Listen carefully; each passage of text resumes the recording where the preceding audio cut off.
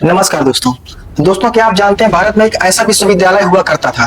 10,000 से ज्यादा छात्र और 1,500 से ज्यादा शिक्षक रहते थे, जहां दुनिया भर से विद्वान आते थे पढ़ने और सीखने के लिए, जहां 90 लाख से ज्यादा किताबें थी।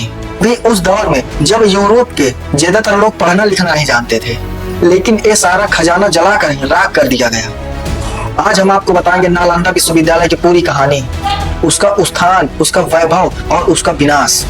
पहले हम शुरू करते हैं कि नालंदा विश्वविद्यालय का उदय कैसे हुआ था। गुप्त साम्राज्य के काल में 5वीं शताब्दी कुमार गुप्त प्रथम द्वारा स्थापना की गई थी। विशाल पुस्तकालय धर्म कुंज तीन भागों में विभाजित था। पहला था रत्न सागर, दूसरा था रत्न रंजक और तीसरा था रत्ना देवी। दर्शन, विज्ञान, गणित, चिकित्सा, खगोल शास्त्र, धर्म, कला, राजनीति। छात्र प्रवेश परीक्षा बहुत कठिन कौन पढ़ाता था? नागार्जुन, आर्यभट्ट, धरापाल, शांति रचिता जैसे विद्वान थे। विदेशी छात्र या जापान, तिब्बत, श्रीलंका तक के लोग यहाँ पर दर्शन और भावात्मक रूप से जोड़ना। सोचिए दोस्तों, 1500 साल पुराना, 1500 साल पहले भारत इतना एडवांस था कि चीन, जापान के लोग पढ़ने आते थे। और आज क्या हुआ वहाँ पर? कहता है कि 9 मंजिला की इमारत थी, उसमें लाखों ग्रंथ थे। बौद्ध धर्म, वेद, उपनिषद और विज्ञान, गणित की उदत्तीय रचनाएं। विश्वविद्यालय के जीवन में कुछ ऐसे चेंजेस थे, जैसे छात्र सुबह 4 बजे से पढ़ाई शुरू करते थे। इस तरह का गुरुकुल का सिस्टम ही था, लेकिन बेहद उन्नत करने वाला सिस्टम था। उन्होंने लिखा, नालंदा का वातावरण ज्ञान से भरा हुआ था। यहाँ की विद्या पूरी दुनिया में सबसे सर्वश्रेष्ठ थी।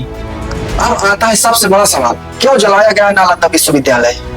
मोहम्मद बख्तियार खिलजी का आक्रमण 1993 ईस्वी में तुर्क अफगान सेनापति के द्वारा हुआ था।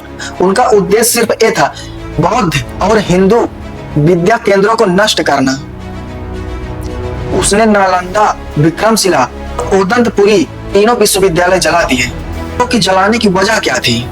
इस्लामी कट्टरता। कहा जाता है कि उसने डॉक्टरों से इलाज पूछा। जब संस्कृत ग्रंथ में इलाज मिला तो उसकी ईगो हर्ट हुई और उसने सब कुछ जलाकर राख कर दिया। मिनहाज उस सिराज, मुस्लिम इतिहासकार, उसने स्वीकार किया कि खिलजी ने बौद्ध विहारों को जलाया है। जले हुए पुस्तकालय का रहस्य क्या है? कहा जाता है नालंदा विश्वविद्यालय का पुस्तकालय 6 महीने तक जलता रह गया। इतने लाख ग्रंथ थे कि आग बुझने का नाम ही नहीं ले रही थी। कई अमूल्य ज्ञान जो दुनिया को बदल सकते थे, वही किसी आग में वो हमेशा के लिए खो गए। कल्पना कीजिए, आज वो किताबें हमारे पास होती, शायद विज्ञान 500 साल आगे होता। कुछ ग्रंथ तिब्बत और चीन पहुंच गए, लेकिन 90% ज्ञान हमेशा के लिए खो गया।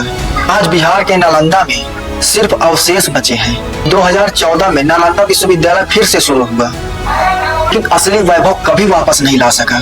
दोस्तों, नालंदा सिर्फ एक विश्वविद्यालय नहीं था, बल्कि भारत की आत्मा थी।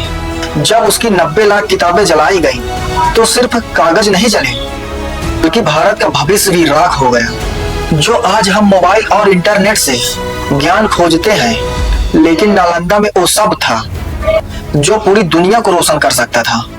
ये कहानी हमें यह याद दिलाती है, असली ताकत तलवार की नहीं बल्कि किताब की होती है।